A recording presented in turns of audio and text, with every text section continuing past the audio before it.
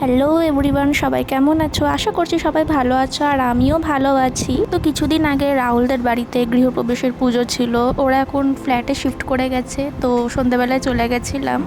সিন্নি প্রসাদ খেয়ে নিলাম এখানে, আর কিছু ফল প্রসাদ খেয়েছিলাম। আর এই যে পুজো হয়েছে।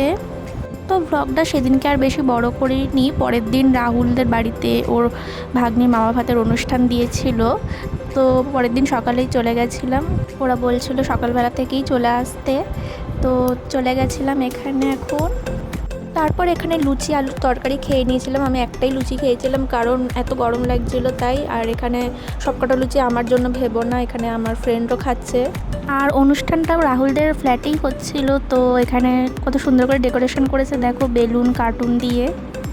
এখন পুচকুটাকে স্নান করিয়ে নিচ্ছে, দেখো কি হাসি ওর। এখন জলে নামার জন্য ব্যস্ত করে দিচ্ছিল। জল থেকে যেই উঠানো হচ্ছিল তখনই কাঁদছিল। ওগুলো আর ক্যাপচার করা হয়নি।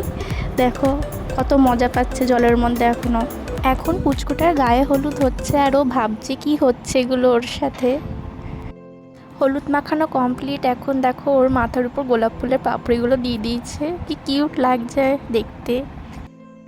এই যে এইগুলো এখন ওকে পরানো হবে, শাড়ি, ব্লাউজ, মুকুট আর এই মালাগুলো চলে এসছে।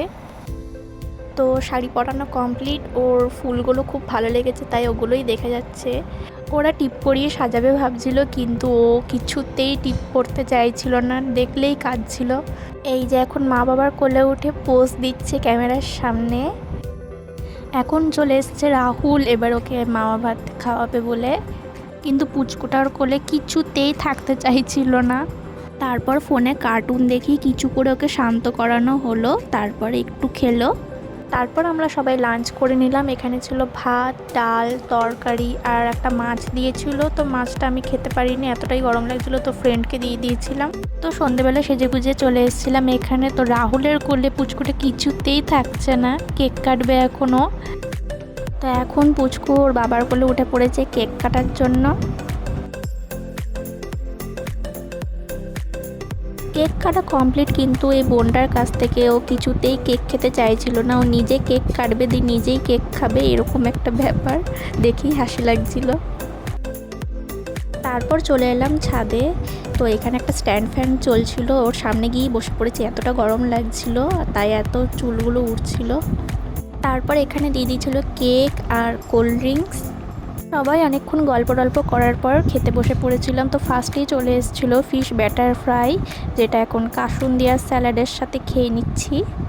এরপর চলে এলো বিরিয়ানি, আর ছিল চিকেনের লেগ পিস আর আলু। আর চিকেনের লেগ পিসটা দেখতেই পাচ্ছ কতটা বড়। তো এখন খেয়ে নিই এটা। এরপর চলে এলো চিকেন চাপ, বাট আমি চিকেনের বড় লেগ পিসটা খেতে পারিনি, ওটা আমি ফ্রেন্ডকেই দিয়ে দিয়েছিলাম। এরপর চলে এলো পাঁপড় আর আমের চাটনি, আর দিয়ে দিল রসগোল্লা।